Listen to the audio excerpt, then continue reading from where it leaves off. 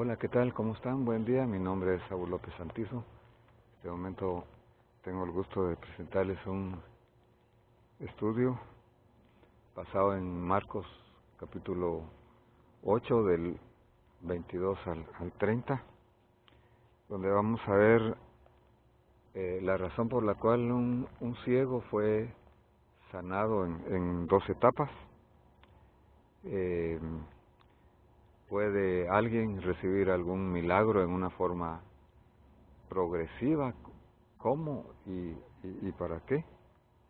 ¿Qué enseñanza podemos nosotros sacar de esto como discípulos que somos del Señor? Vamos a ver que nuestro relato inicia cuando los discípulos y Jesús llegan a Betsaida, que es una área siempre cerca del mar de Galilea, y ahí le trajeron a un ciego, y vamos a ver qué es lo que sucedió. Dice que le trajeron un ciego y le rogaron que lo tocara. Es importante entonces que cuando nosotros tengamos cualquier necesidad nos acerquemos a Jesús, nos acerquemos a Dios mediante Jesucristo, a presentarle nuestras necesidades y también a presentarle las necesidades de otros, como en este caso posiblemente fueron familiares y amigos los que le llevan a este ciego.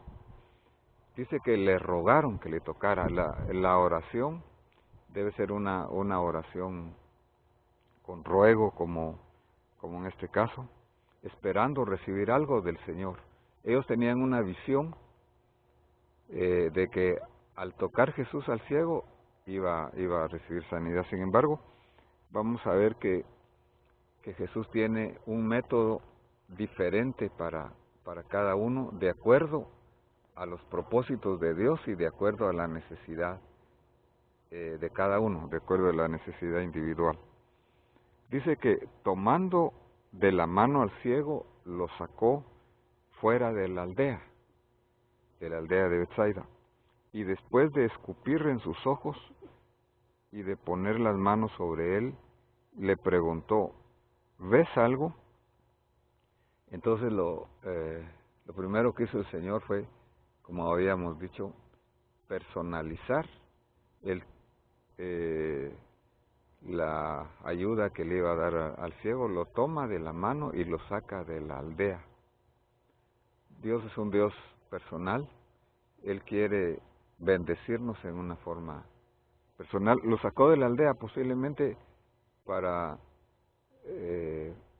tener algo especial, una enseñanza especial con los discípulos, y también recordando lo que nos había dicho Mateo 11:21.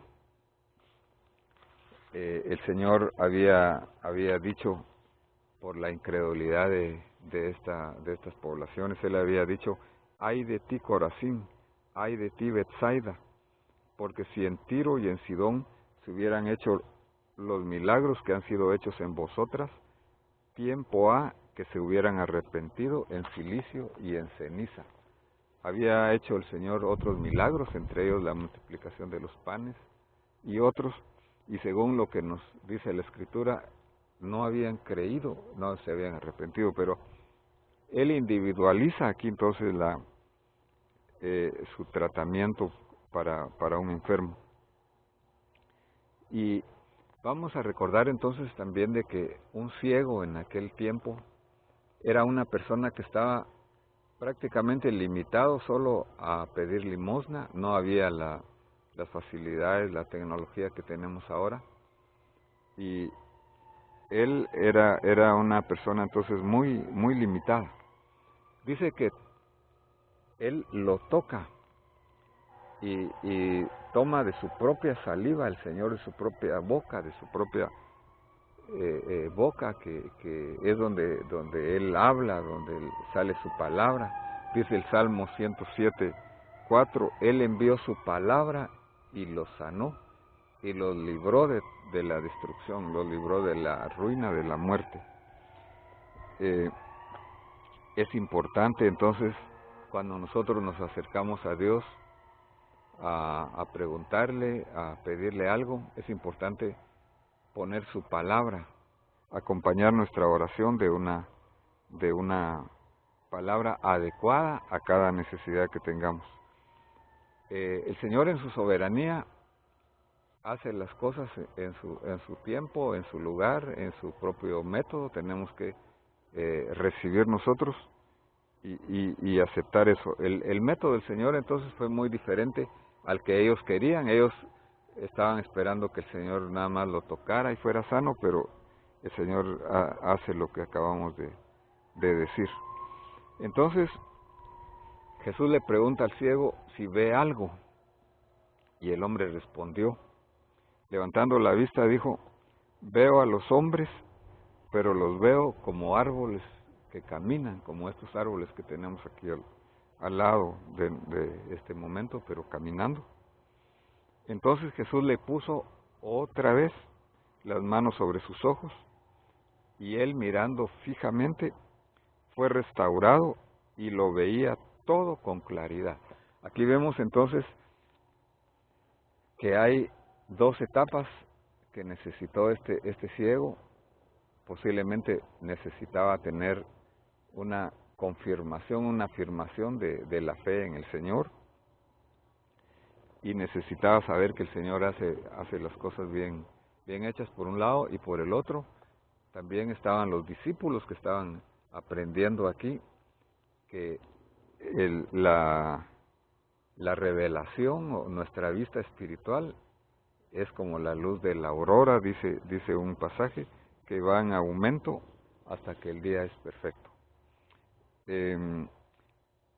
Entonces él miró, dice, y lo envió a su casa diciéndole: ni aun a la aldea entres. Entonces, cuando nosotros llegamos al Señor y cuando nosotros le pedimos algo, debemos de actuar también. Cuando oramos por los enfermos, deberíamos de preguntarles si pueden hacer lo que no podían hacer y volver a orar otra vez. La persistencia es una acción de fe, es un signo de fe.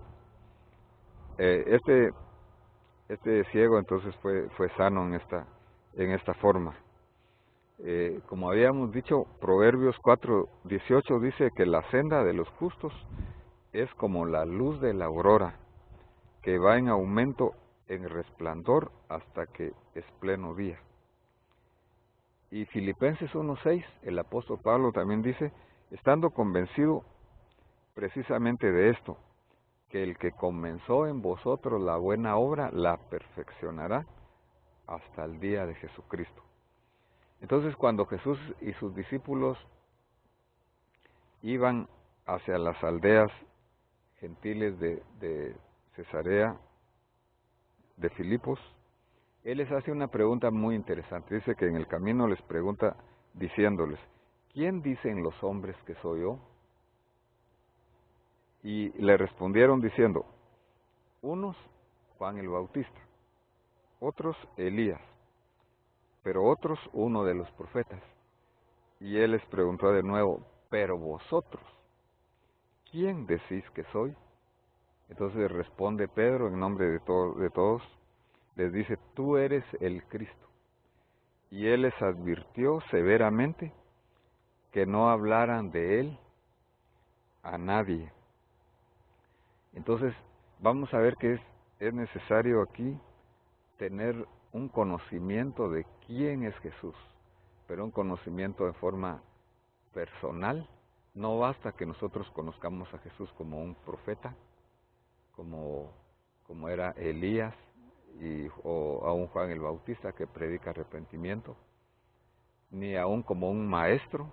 Jesús es el maestro por excelencia, sino que tenemos que conocer a Jesús como el Cristo, como el Mesías, como el ungido, el Señor y Salvador, y es un conocimiento que solamente se obtiene por revelación. En el pasaje paralelo de Mateo 16, el Señor le dice a Pedro: bienaventurado, porque esto no te lo reveló carne ni sangre, sino mi Padre que está en los cielos. Y también el apóstol Pablo en Efesios 1, 17 y 18, él oraba por nosotros y dice, pidiendo que el Dios de nuestro Señor Jesucristo, el Padre de la gloria, os dé espíritu de sabiduría y de revelación en un mejor conocimiento de Él. Mi oración, decía Pablo, es que los ojos de vuestro corazón sean iluminados, que sean abiertos, que no seamos ciegos, para que sepáis cuál es la esperanza de su llamamiento, cuáles son las riquezas de su gloria, de su herencia en los santos. Entonces, para concluir, vamos a decir que un milagro se puede dar en etapas y nosotros necesitamos persistir en fe y actuar. Recordemos que Dios tiene siempre sus propios métodos, muchas veces no son como los nuestros, porque Dios tiene propósitos y cada uno tiene necesidades diferentes.